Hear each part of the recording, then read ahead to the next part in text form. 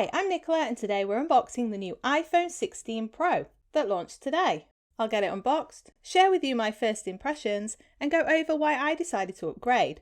And if you like this kind of content, drop me a like and please consider subscribing.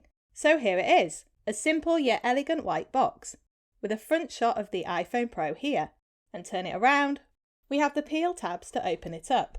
Inside the box we have the phone, a nice high quality braided USB-C cable, a SIM pin, and minimal paperwork, this year pill shaped.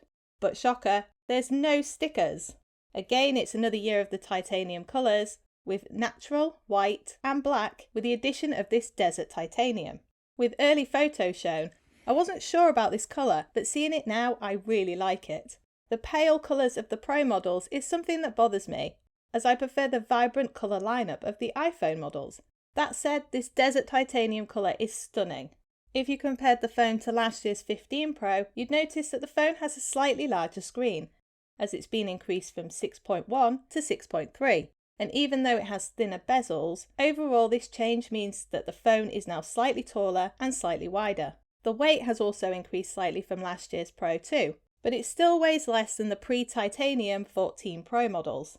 But the biggest visual change you can see on the iPhone 16 this year is the new camera control on the side here.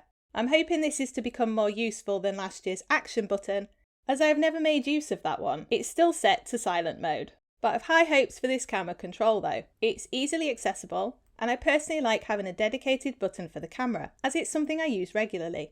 Being able to open the camera like this and slide to change settings is very cool. When using the control on the side, it also frees up space on your screen. I would say it's a big advantage for shooting landscape photos and videos, but I'm not convinced it's quite as useful for those using it to create portrait content, especially if trying to hold the size of the Pro Max model.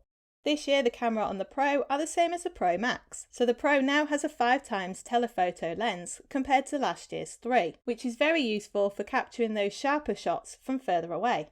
Another well-needed camera upgrade is a new 48 megapixel ultra-wide camera for higher resolution in both macro and wide-angle photos, as this previous lens struggled in low lighting, so it'll be exciting to see the jump in quality.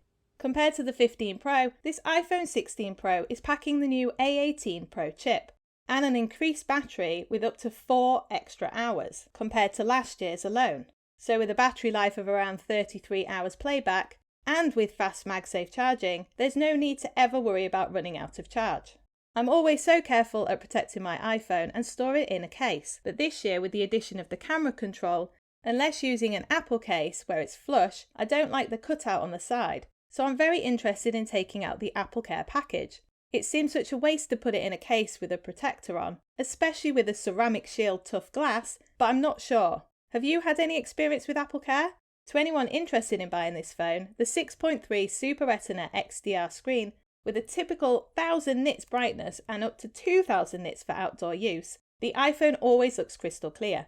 It has a 48 megapixel main camera, and now a 48 megapixel ultra wide, and now a telephoto with 5x zoom.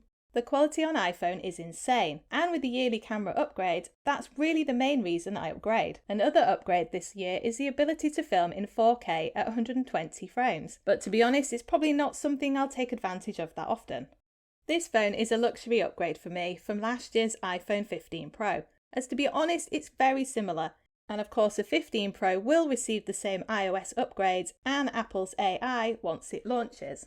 So yes, if you have last year's model, it's probably not worth upgrading, but if you're purchasing as your first iPhone or from an older model, you will not be disappointed. Some would say I didn't need to upgrade, but I'm always pleased by the tweaks made to the cameras and the extra features like the camera control this year.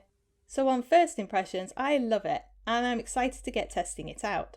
If you're still watching, thank you so much for your support. Please like, subscribe, and I'll see you again soon.